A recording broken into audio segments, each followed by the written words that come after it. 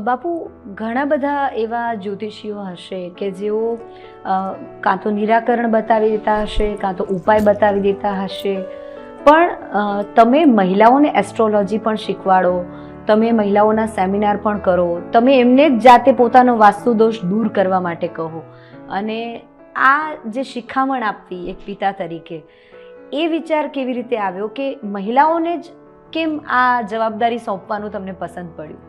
Astrology એક એવો subject છે કે જેમાં બહેનોને વધારે રસ પડે છે, અને ખોટી વાત નથી. મારી પાસે મારા વાસ્તુના પણ ક્લાસ ચાલે છે, મારા સ્પીકિંગના પણ ક્લાસ ચાલે છે. તો વાસ્તુના ક્લાસમાં બહેનો જ્યારે શીખવા આવે છે તો મારા વાસ્તુના ક્લાસમાં એવું છે કે પહેલાં 6 દિવસનો કોર્સ હતો, હવે મેં 2 દિવસનો વર્કશોપ કર્યો છે, કારણ કે બહેનો 6 દિવસ કાઢી નહોતા શકતા. 2 દિવસના વર્કશોપમાં બહેનો આવે છે. એના પછી એ બહેનોને હું અલગ અલગ જગ્યાએ વાસ્તુ કરવા માટે લઈ જાઉં છું. જ્યાં હું વાસ્તુ કરવા જાઉં ત્યારે બહેનો મારી સાથે આવે અને એ લોકો પ્રેક્ટિકલ વાસ્તુ શીખે કે ભાઈ વાસ્તુ કેવી રીતે થાય. મારી પાસે શીખેલા ઘણા બધા બહેનો આજે એવરેજ મહિને 50,000 રૂપિયા કમાય છે. જય